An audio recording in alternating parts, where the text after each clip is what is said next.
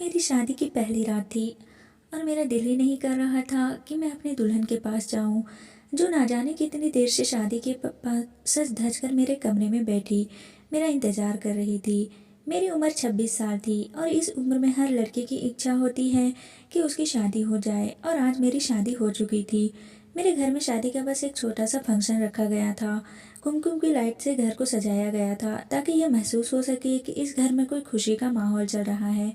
यह मेरा घर नहीं था, बल्कि मेरी मुंह बोली मौसी का था। उनके पति का काफ़ी सालों पहले देहांत हो चुका था और मेरी मासी अकेली थी और मैं भी अकेला था। इसलिए मासी ने मुझे कहा, तुम मेरा बेटा बनकर रहो। मेरा कोई बेटा नहीं है। मासी मेरी माँ की सहेली थी और सगी बहनों की तरह दोनों में प्यार था। एक ही मोहल्ले में रहती थी, साथ खेलकर और पढ़कर बड़ी हुई थी, और यह साथ उनका मरते दम तक नहीं छूटा था। मेरी माँ के जाने के बाद भी मेरी माँ की यह सहेली मुझे बहुत प्यार करती थी और मुझे भी वह मेरी सगी मासी की तरह लगती थी। उन्होंने कहा, तुम मेरा बेटा बनकर मेरे पास रहो। मेरा कोई बेटा नहीं है। मुझे भी एक घर की ज़रूरत थी और मासी को सहारे की ज़रूरत थी। इसलिए मैं बिना झिझक उनके घर में रहने के लिए आ गया। मैं पिछले 3 साल से इस घर में रह रहा था। यहाँ पर मासी और उनकी छोटी बेटी रहती थी।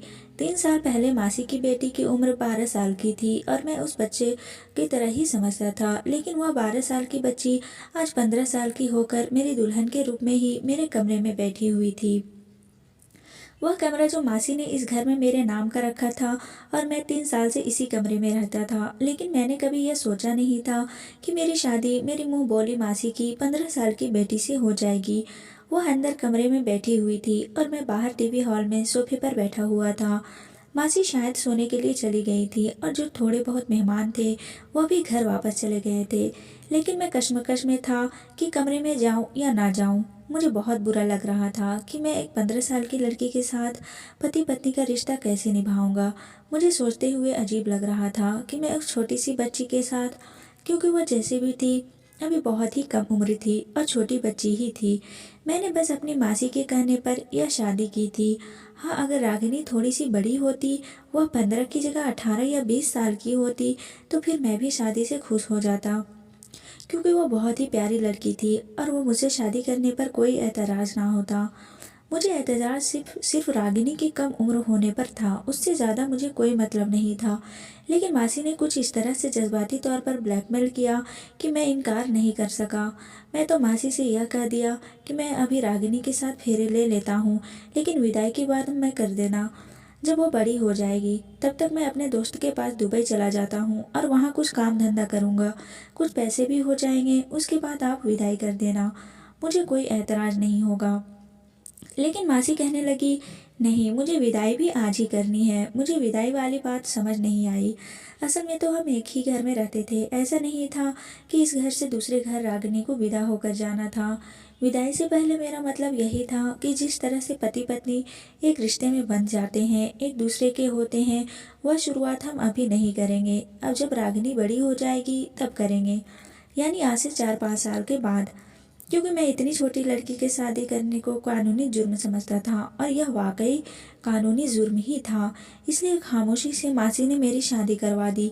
वरना अगर बात पुलिस तक पहुंच जाती है तो पुलिस हमारे घर आ जाती, क्योंकि इस मामले में कानून भी बहुत सख्त हो चुका है।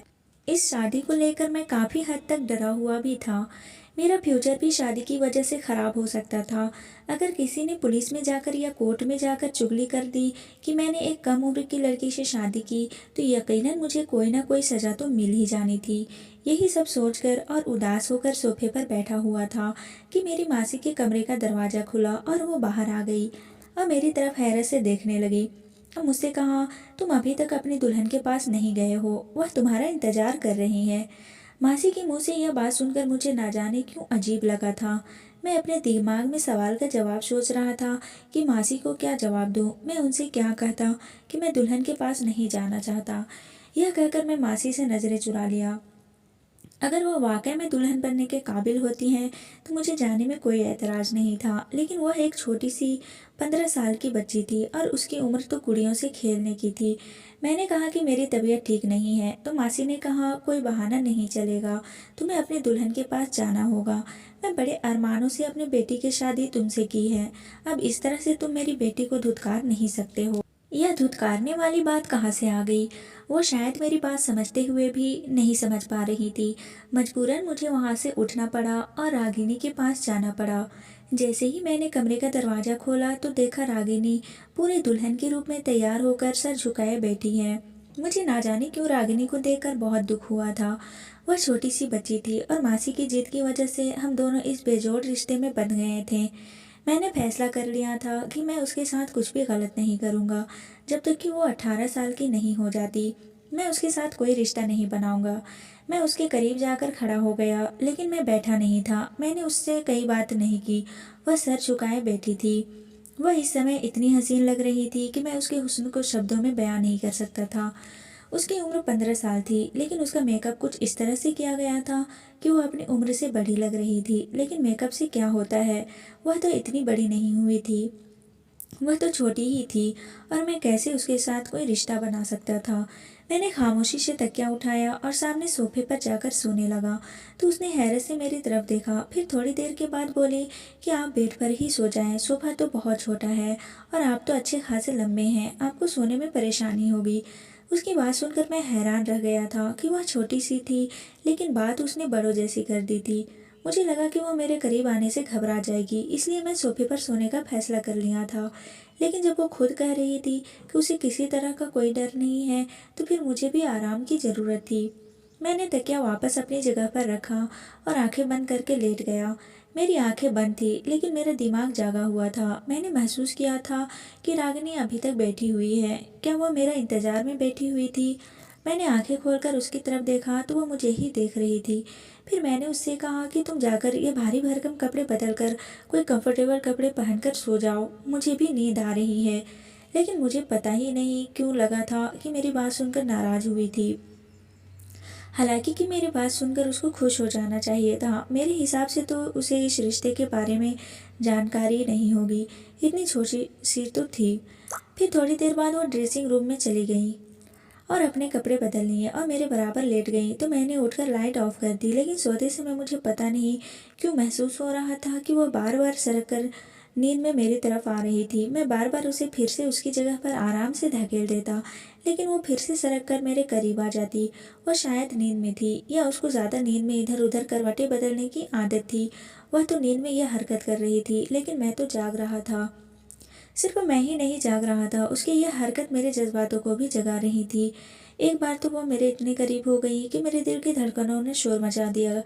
मेरी सांसें तेज हो गई थी। मेरे सामने एक लड़की थी, वह भी मेरी पत्नी थी और मैं उस पर पूरा हक रखता था कि इतनी छोटी सी बच्ची के साथ मैं इस तरह का रिश्ता बनाऊं। और यह कानूनी जुर्म भी था। कल को अगर पुलिस को इस शादी की खबर हो जाती तो रागिनी के मेडिकल चेकअप के बाद मुझे कोई ना कोई सज़ा ज़रूर होनी थी, क्योंकि साबित हो जाता कि बेशक मैंने सिर्फ उसके शादी ही नहीं की, बल्कि उसके साथ पति पत्नी वाला रिश्ता भी कायम किया है। और यह सोच रहा था, इसलिए मैंने बेहतर यही समझा कि मैं उसे दूर ही रहूं। इसलिए मैंने रागिनी को खुद से अलग किया और दूसरी तरफ करवट बदल लिया। सारी रात मैं बेचैन ही रहा। सुबह जब मेरी आँख खुली तो बहुत देर से खुली थी। मैंने देखा रागिनी अभी तक सो रही है। मैं आराम से उठकर खड़ा हुआ और घर से बाहर निकल गया और सारा दिन बेचैन ही रहा। मैं नौकरी की तलाश में था कि मुझे जल्दी ही कोई नौकरी मिल जाए, लेकिन मुझे बहुत बेचैनी हो रही थी रागिनी को लेकर। मैं कैसे उसके साथ इतने साल एक ही कमरे में गुजार सकता हूँ। मैंने सोचा मैं रागिनी को माँ से बोलूँगा कि हमारा कमरा अलग अलग कर दें जब तक कि वो 18 साल की नहीं होती। रागिनी एक ऊंचे लंबे कद की लड़की थी और बेहद खूबसूरत थी। वह 15 साल की लड़की नहीं लगती थी, 17 साल की लगती थी। खूबसूरत इतनी थी कि किसी गुड़िया की तरह लगती थी, लेकिन मैं तो उसे हमेशा बच्चों की तरह ही समझता था। मैं ज़्यादा रागिनी से बातचीत नहीं किया करता था। मैं 3 साल से इस घर में ऐसे रह रहा था जैसे मैं इस घर में मौजूद ही ना हूँ। मैं सारा दिन लगभग घर से बाहर ही रहता था और सिर्फ खाने और सोने के लिए ही घर आता था, या फिर मासी कोई काम देती तब उनके लिए सौदा वगैरह लाने के लिए घर आ जाता था, या बिजली का बिल जमा करना होता या गैस भरवानी होती तो ऐसे छोटे मोटे कामों के लिए मासी मुझे बुलाया करती थी और मैं उस समय घर आ जाया करता था। मैं बिना मतलब के घर पर बैठने वाले लड़कों में से नहीं था। नौकरी की तलाश में मैं घर से बाहर निकलता था। मुझे नौकरी तो नहीं मिली थी, लेकिन कुछ ना कुछ काम जरूर करता था ताकि कुछ पैसे हाथ आ सके। मासी के घर मेरी ज़िंदगी बहुत ही आराम से गुजर रही थी कि एक दिन मासी ने मुझसे एक ऐसी ज़िद कर दी कि मैं ख्याल भी नहीं कर सकता था। मासी की तबीयत तो थोड़ी ख़राब हुई तो उन्होंने मुझे बुलाया और कहा कि मेरी ज़िंदगी का कोई भरोसा नहीं है, मैं चाहती हूँ कि तुम मेरी बेटी से शादी कर लो। मासी की इस बात पर मैं हैरत में डूब गया था, क्योंकि उनकी बेटी रागिनी सिर्फ 15 साल की थी और मैं कैसी छोटी बच्ची से शादी कर सकता था। मेरी उम्र इस समय 26 साल थी और वो मुझसे पूरे 11 साल छोटी थी। लेकिन मासी ने तो जैसे उसको बहुत बड़ी समस्या बना लिया और रोना शुरू कर दिया। काफ़ी दिन तक मुझे जज्बाती तौर पर ब्लैकमेल करती रही। मना करते हुए भी मुझे बुरा महसूस हो रहा था, क्योंकि मैं 3 साल से मासी के घर में पढ़ रहा था, खा पी रहा था और मुझे रहने के लिए छत मिली हुई थी। यहाँ किसी भी तरह की कोई तकलीफ ना थी। मासी के अलावा मेरे पास तो मेरे मामा का घर था और वहाँ मुझे दिन रात बेइज्जत किया जाता था। हर समय मेरी इंसल्ट की जाती थी। मुझे निकम्मा नकारा कहकर हर समय दिल जलाया जाता था। उसके उलट मैं यहाँ सुकून से रह रहा था। मैं उसी कोशिश में लगा हुआ था कि कुछ न कुछ कारोबार शुरू कर लूँ, और जब तक मेरे पास कारोबार शुरू करने के लिए अच्छा खासा पैसा नहीं आ जाता तो तब तक मैं मासी के घर पर ही रहूँगा। और जो पैसे थोड़े बहुत ऑनलाइन कामों से कमा रहा था और कोचिंग से कमा रहा था, उनको मैं अपने पास सुरक्षित रखना चाहता था, ताकि ज़्यादा पैसे जमा हो सके तो मैं अपना कोई कारोबार शुरू कर सकूँ और उसके बाद अपना कोई छोटा मोटा घर ले लूँ, नहीं तो किराए का घर ही ले लूँ, लेकिन अपने रहने का इंतज़ाम कर लूँ। लेकिन मैं इतनी जल्दी खर्चा नहीं कर सकता था। मैं तो खाने पीने की चीज़ों में भी खर्चा नहीं करता था। खाना पीना भी मेरी मासी के ऊपर था। अपने खाने पीने का खर्चा तो मैं कमा ही लेता था, लेकिन मैं उसको भी संभाल कर रखता था। यह मेरी मासी ही थी जिसने मुझे सहारा दिया, मुझे कभी निकम्मा होने का ताना नहीं दिया और मुझे बगैर दिल दुखाए अपने पास रखा। मामा के घर में मुझे खाना तो मिलता था, लेकिन यह खाना खाने के लिए मुझे 100 बातें सुननी पड़ती थी। लेकिन अब मासी ने मेरे सामने ऐसी बात रखी थी कि जिसे मैं ना स्वीकार कर पा रहा था और ना ही इनकार कर पा रहा था। मासी की मुझ पर इतने एहसान थे कि मैं उन्हें इनकार कर ही नहीं सकता था। लेकिन यह मामला इतना नाजुक था कि मैं हाँ भी नहीं कर पा रहा था। अगर मैं इनकार कर देता तो यकीनन मासी का दिल टूट जाता। वैसे भी वो इतनी बड़ी बीमारी से लड़ रही थी, उनको हार्ट अटैक का प्रॉब्लम हो गई थी। डॉक्टर ने उन्हें कोई भी सदमा देने से मना किया था और मैं उन्हें कोई सदमा देना भी नहीं चाहता था। अगर मेरी वजह से मासी को कुछ हो जाता तो मैं ज़िंदगी भर खुद को माफ़ नहीं कर पाता। दूसरा, मेरी इस बात से मासी का दिल दुख सकता था। वो मुझे इस घर से निकाल भी सकती थी या फिर शायद वो मुझे अपने घर में रख भी लेती, लेकिन मैं उनसे नज़रें मिलाने के काबिल ना रहता। बहुत सोचने के बाद मैंने उनकी बेटी से शादी करने की बात मान लिया, लेकिन मेरी शर्त यह थी कि विदाई 5 साल के बाद की जाए। लेकिन मासी की बात सुनकर तो मेरे सर पर धमाका हुआ जब उन्होंने कहा उन्हें विदाई भी साथ ही करनी है। मैंने कहा ऐसी भी कोई मुसीबत नहीं आई है कि जल्दी विदाई हो, मैं कहीं भागा नहीं जा रहा और भगवान की कृपा से आप और बिल्कुल ठीक हैं, आपको कुछ नहीं होगा। तो मासी ने कहा और लड़की पसंद आ जाए और तुम मेरी बेटी को छोड़ दो और दूसरी लड़की के पीछे लग जाओ, क्योंकि अब तुम भी जवान खून हो। कोई भी लड़की तुमको अपनी मोहब्बत के जाल में फंसा सकती है और फिर तुम मेरी बेटी की ज़िंदगी बर्बाद हो जाएगी। तुम सोचोगे कि एक शादी ही तो है, तुम्हारे बीच कोई पति पत्नी वाला रिश्ता नहीं है और ना बच्चों की डोर है जो तुम्हें बंद कर रखेगी। इस रिश्ते को ख़त्म करना तुम्हारे लिए आसान हो जाएगा, इसलिए मैं चाहती हूँ कि तुम्हारी विदाई भी हो जाए और तुम दोनों पति पत्नी की तरह रहने लग जाओ।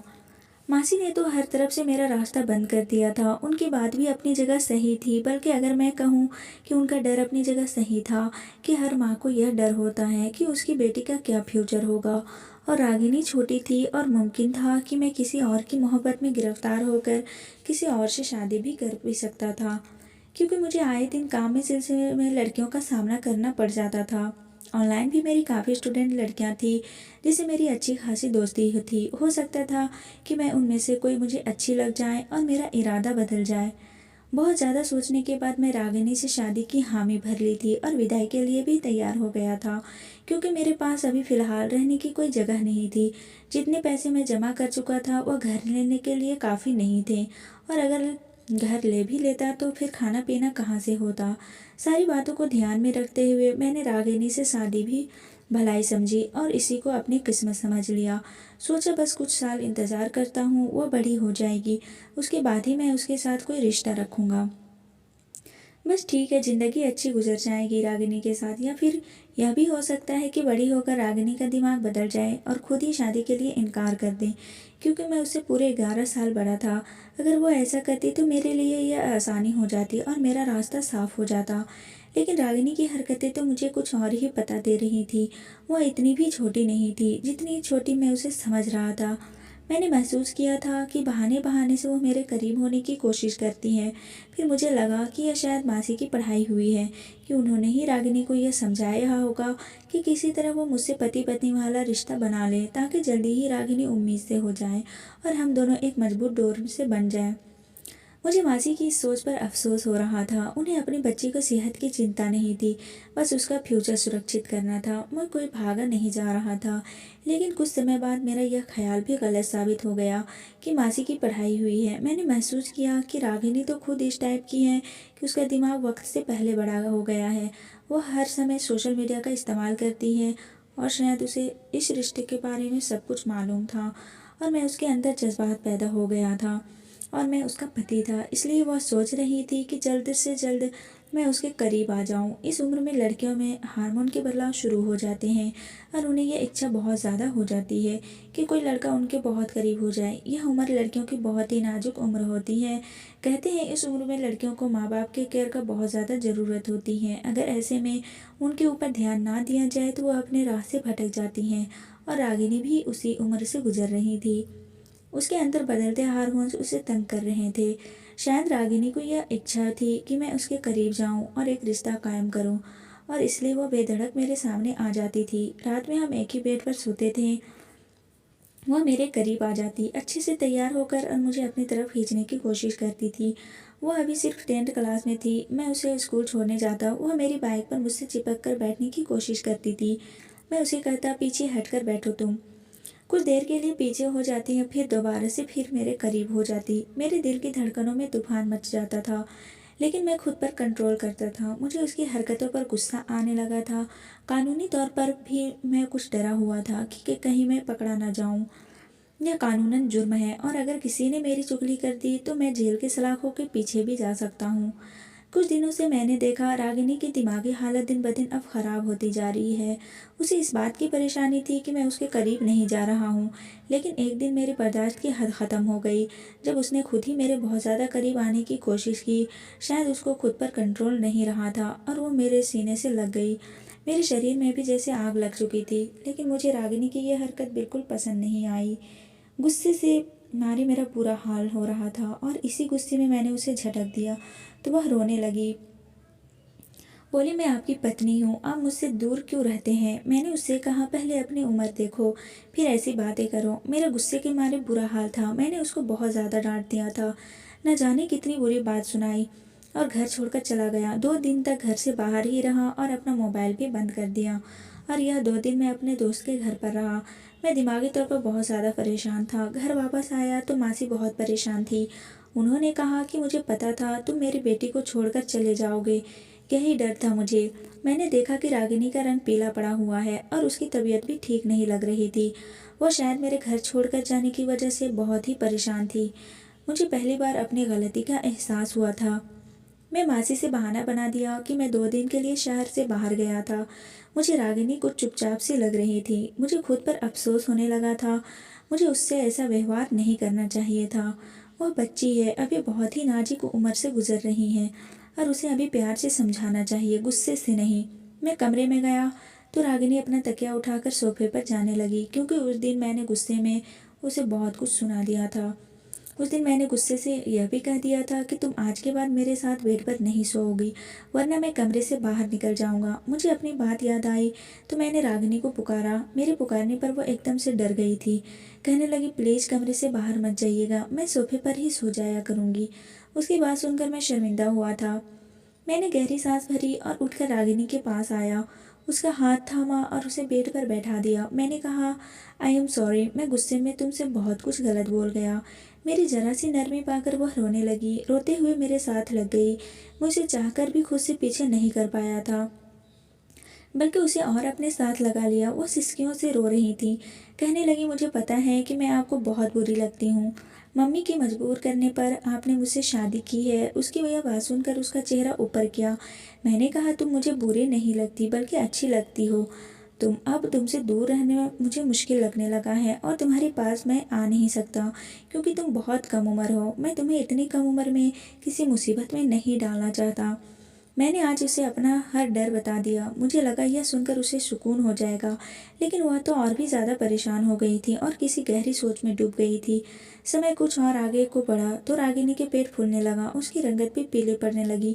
मासी भी उन दिनों का चुप चुप सी थी, काफ़ी बीमार भी रहने लगी थी। मैं मासी से रागिनी के बारे में कहा कि उसे डॉक्टर के पास ले जाएं, तो मासी कहने लगी, मैं उसे डॉक्टर के पास ले गई थी, उसे हवा दवा दे रही हूँ, ठीक हो जाएगी। मासी की तबीयत बहुत ज़्यादा बिगड़ गई। उनके सीने में फिर से तेज़ दर्द उठा था। मैं जब तक उन्हें अस्पताल लेकर गया वह दम तोड़ चुकी थी। यह सदमा रागिनी के लिए भी बहुत बड़ा था। उस समय मैंने ही उसे संभाला था, लेकिन अब मैंने महसूस किया कि उसका पेट बहुत ज़्यादा बड़ा होने लगा। मैं उसे डॉक्टर के पास लेकर गया। डॉक्टर ने अल्ट्रासाउंड किया और जो कुछ मुझे बताया, मेरे होश उड़ गए। डॉक्टर कहने लगी, आपकी पत्नी 5 महीने की प्रेग्नेंट है। यह सुनकर तो मेरा दिमाग घूम कर रह गया था। मैं जिसे बच्ची समझ रहा था वह उसे बच्ची समझकर उसके पास नहीं जाता था। वह कम उम्र में ही यह गुल खिला बैठी थी और अपना गुनाह छुपाने के लिए मुझसे शादी की थी। मासी की जल्दबाजी अब मुझे समझ आई थी। रागिनी की मेरे करीब आना मुझे अब समझ आया था। मेरी अकल हैरान थी। इतनी सी उम्र में रागिनी यह सब कुछ कैसे कर सकती ही थी। डॉक्टर कहने लगी, आपकी पत्नी बहुत कम उम्र है, उसका बहुत ख्याल रखें वरना डिलीवरी में मुश्किल पैदा हो सकती है। मैं जब घर वापस आया तो रागिनी कमरे में ले गया, उसे बेड पर ले जाकर पटक दिया। मैंने कहा, मुझे नहीं पता था कि तुम इतनी सी कम उम्र में तुम यह सब कुछ भी कर सकती हो। तुम्हें और भी मासी को मैं ही मिला था तुम्हारा यह पाप छुपाने के लिए। वह रोने लगी, कहने लगी, मेरा कोई दोस्त नहीं है, मेरे ऑटो ड्राइवर ने ज़बरदस्ती मेरे साथ। यह कहकर वो सिसक सिसक कर रोने लगी। कहने लगी, मम्मी ने मुझे डॉक्टर के पास ले गई थी, लेकिन डॉक्टर ने अबॉर्शन से मना कर दिया कि मैं अभी बहुत कम उम्र हूँ और तकलीफ सह नहीं सकती। मैं यह सुनकर सर पकड़कर बैठ गया था। रागिनी कहने लगी, मुझे तलाक मत दीजिएगा, बेशक आप दूसरी शादी कर लें, लेकिन मुझे अकेला मत छोड़िएगा। मेरा कोई दोस्त नहीं है। वह मेरे कदमों में बैठी हुई थी, लेकिन मैं उसकी तरफ देख भी नहीं रहा था। उसने और उसकी माँ ने मुझे जो धोखा दिया था वह मुझे सहन नहीं हो रहा था। मैं उसे धक्का देकर कमरे से बाहर निकल आया, हमेशा हमेशा के लिए। मैं काफ़ी दिनों से दुबई जाने के लिए तैयारी कर रहा था। मैं सोच रहा था कि मैं रागिनी को उसकी माँ के पास छोड़कर दुबई चला जाऊंगा। 4-5 साल बाद आऊँगा। तब तक रागिनी लगभग 19-20 साल की हो जाएगी और फिर मैं उसके साथ अपनी शादीशुदा ज़िंदगी की शुरुआत करूंगा। लेकिन आज जो सच मेरे सामने खुलकर आया था, मेरी हस्ती को हिला कर रख दिया था। दुबई जाने के मेरे सारे पेपर तैयार थे। मैं अगले दिन ही रागिनी को बिना बताए दुबई चला आया। उस समय मेरे दिमाग में बिल्कुल नहीं आया था कि वह अकेली कम उम्र लड़की है जो कि माँ बनने वाली थी और अभी तक उसके पास उसकी माँ भी नहीं थी। वह अकेली थी, उसका क्या होता, मैंने बिल्कुल भी नहीं सोचा था। उस समय मैं बस गुस्से में था और गुस्से में यह फैसला मैंने कर लिया था।